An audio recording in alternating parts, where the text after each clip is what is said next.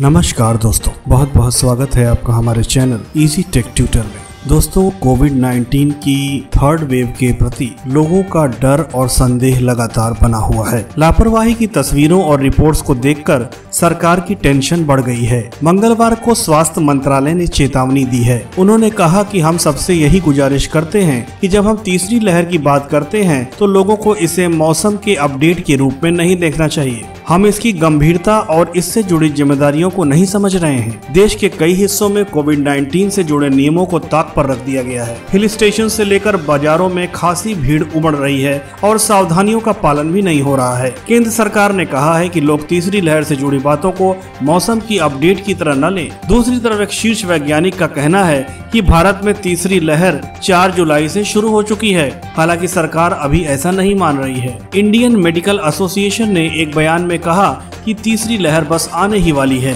दोस्तों, कई जगह कोविड-19 गाइडलाइंस की धज्जियां उड़ती देख पीएम मोदी भी चिंतित हैं। उन्होंने मंगलवार को चेताया कि बहुरूपिया कोरोना के हर वेरिएंट पर नजर रखनी होगी। उन्होंने कहा कि कई बार लोग सवाल पूछते हैं कि तीसरी लहर के बारे में क्या तैयारी है, तीसरी लहर पर आप क्या करेंगे।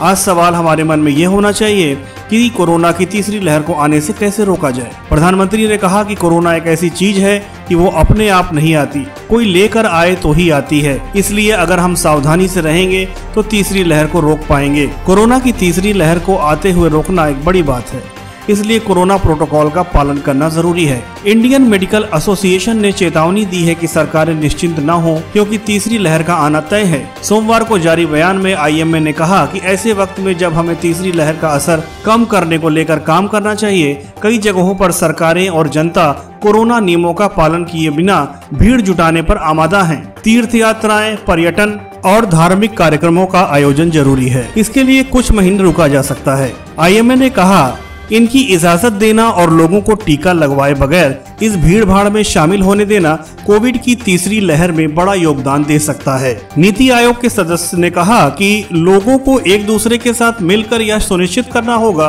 कि तीसरी लहर भारत से न टकराए। उन्होंने चेतावनी दी कि अगली लहर आने पर बहुत ज्यादा मामले सामने आएंगे। उन्होंने कहा कि दुनिया में तीसरी वेव दिखाई दे रही है, हमारे देश में तीसरी वेव न आए इसके लिए हम सबको एकजुट होना होगा। इधर बीच हैदराबाद यूनिवर्सिटी के एक प्रोफेसर का दावा है कि भारत में तीसरी लहर 4 जुलाई से शुरू हो चुकी है। उन्होंने केसेस और मौतों का पैटर्न ऑब्जर्व करने के लिए एक मेथड डेवलप किया है। उनके अनुसार 4 जुलाई की स्थिति वैसी ही है जैसे फरवरी के पहले हफ्ते में थी, जब दूसरी लहर पांव जमा रही थी। तो दोस्तों, हमें तीसरी लहर से बहुत ज्यादा सावधानी बरतनी होगी ताकि ये तीसरी लहर भारत में अपने पांव न जमा पाए। ये वीडियो आपको कैसा लगा कमेंट करके हमें जरूर बताएं। मैं आशा करता हूं कि मेरे द्वारा दी गई जानकारी से आपके कोरोना वायरस के प्रति सतर्कता और भी ज्यादा बढ़ेगी। हमारे साथ जुड़ने के लिए बहुत बहुत धन्यवाद। हमारे YouTube channel easy tech tutor के वीडियो सबसे पहले पाइए। वीडियोस के नीचे दिए गए लाइक, सब्सक्राइब और फिर बेल के बटन को दबाइए।